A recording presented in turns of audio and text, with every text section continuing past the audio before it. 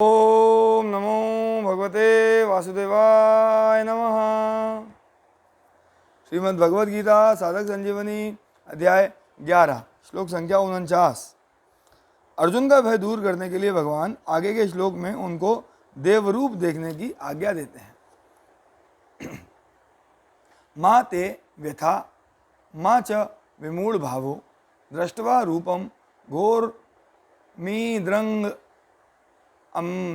मेदम व्यपेतभी प्रीतमानः पुनस्तवम तदेव में रूपमेदम प्रपश्य। यह इस प्रकार का मेरा घोर रूप देखकर तेरे को व्यथा नहीं होनी चाहिए और मूढ़ भाव भी नहीं होना चाहिए।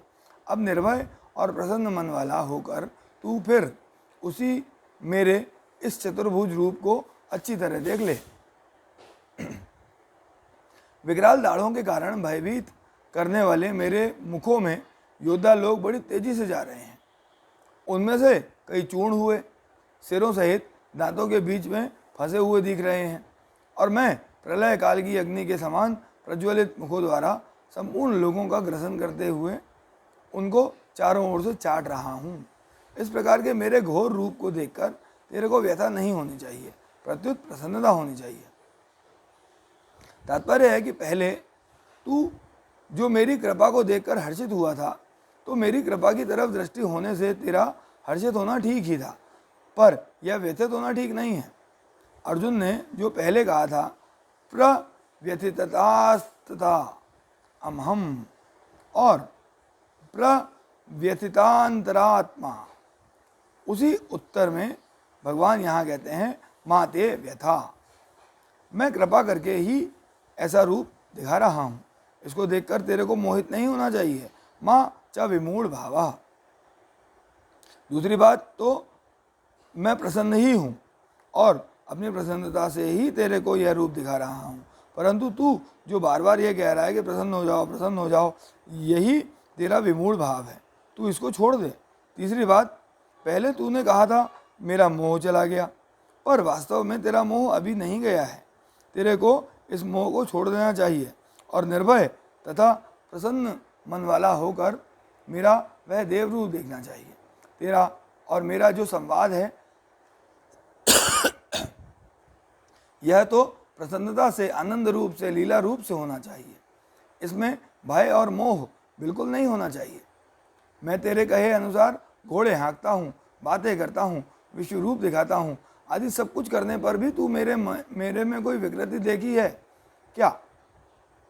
अपने में कई तरह का परिवर्तन देखने पर भी अर्जुन सब अवस्थाओं में भगवान को निर्विकार ही मानते हैं। तभी तो उन्होंने गीता के आदि, मध्य और अंत में भगवान के लिए अच्युत संबोधन का प्रयोग किया है। मेरे में कुछ अंतर आया है क्या? ऐसे ही मेरे विश्व रूप को देखकर तेरे में भी कोई विकृति नहीं आई है। हे अर्जुन, तेरे को जो भय लग रहा है वह शरीर में अहंता, ममता, मैं, मेरापन होने से ही लग रहा है। अर्थात अहंता, ममता वाली चीज शरीर नष्ट ना हो जाए, इसको लेकर तू भयभीत हो रहा है। यह तेरी मूर्खता है, अनजान बना है, इसको तू छोड़ दे। आज भी जिस किसी को जहाँ कहीं जिस किसी से भी भय होता है वह शरीर में अहंता, ममता होने से ही होता है। शरीर में अहंता, ममता होने से वह उत्पत्ति विनाशील वस्तु या प्राणों को रखना चाहता है। यही मनुष्य की मूर्खता है और यही आसुरी संपत्ति का मूल है। परंतु जो भगवान की तरफ चलने वाले हैं उनका प्राणों में मोह नहीं रहता, प्रत्युत उनका सर्वत्र भगवत भाव रहता है और एकमात्र भगवान में प्रेम रहता है, इसलिए वे निर्भय हो जाते हैं। उनका भगवान की तरफ चलना दैवी संपत्ति का मूल है।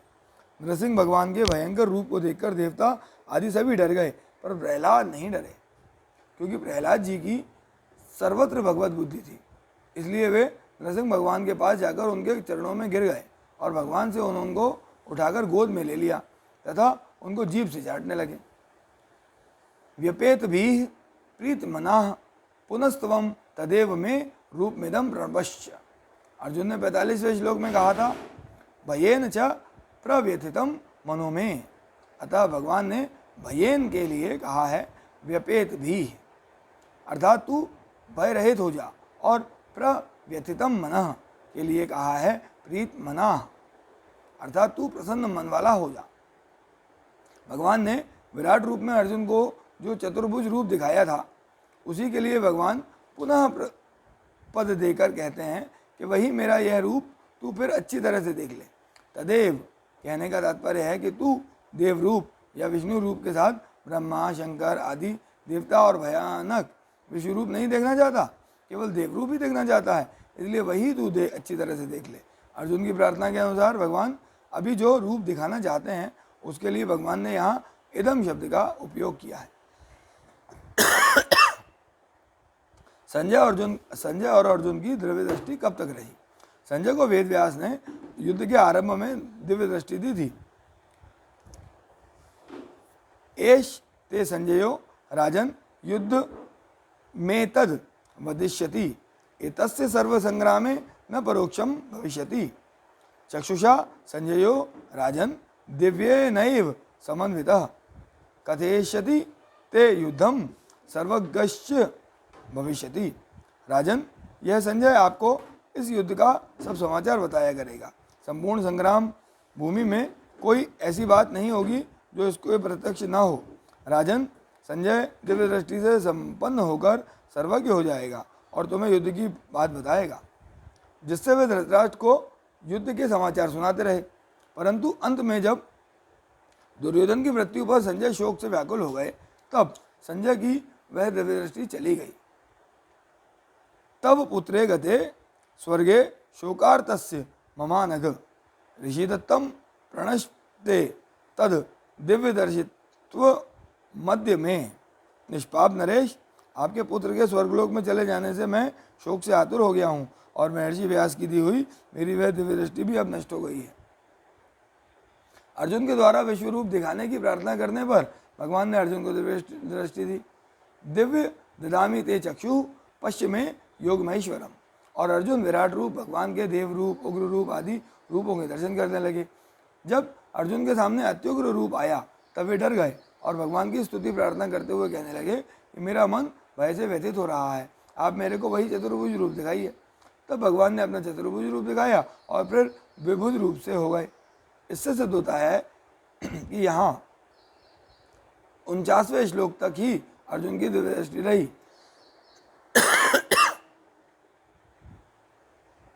51वें श्लोक में स्वयं अर्जुन ने कहा कि मैं आपको सौम्य मनुष्य रूप को देखकर सचेत हो गया हूँ और अपनी स्वाभाविक स्थिति को प्राप्त हो गया हूँ। यहाँ शंका होती है कि अर्जुन तो पहले भी व्यथित व्याकुल हुए थे। दृष्ट्वा लोका प्रव्यथितास्तम दृष्ट्वा ही त्वाम प्रव्यथितांतरात्मा। अतः वहीं उनकी दृष्टि चली जानी चाहिए थी। इसका समाधान यह है कि वहाँ अर्जुन इतने भयभीत नहीं हुए थे जितना यहाँ हुए हैं। यहाँ तो अर्जुन भयभीत होकर भगवान को बार बार नमस्कार करते हैं और उनसे चतुर्भुज रूप दिखाने के लिए प्रार्थना भी करते हैं, इसलिए यहाँ अर्जुन की दिव्य दृष्टि चली गई। दूसरा कारण यह भी माना जा सकता है कि पहले अर्जुन की विश्व रूप देखने की विशेष रुचि या इच्छा थी। द्रष्टुमिच्छामि ते रूपम, इसलिए भगवान ने अर्जुन को दिव्य दृष्टि दी।